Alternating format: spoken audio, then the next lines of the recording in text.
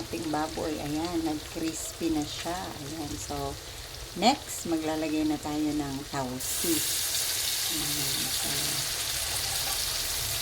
kulang nga yung tausi, mas marami, mas masarap, diba? Ayan, so, nagmantika talaga siya. Ayan, so, next, hahaluin natin yan. Ayan, so, sarap na ng baboy yan.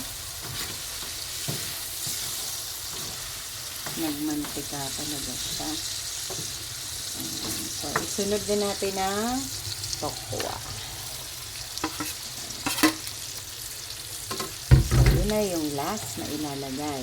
Hahaluin lang natin kasi yung tokwa natin is luto na din siya kanina, diba? Kasi pinrito na natin siya.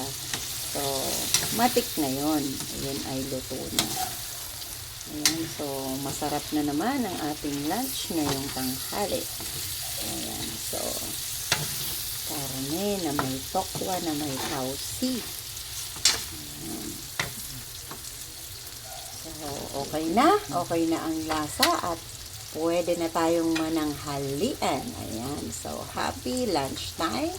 Ayan, see you on our next vlog sa ating pagluluto ng tanghalian.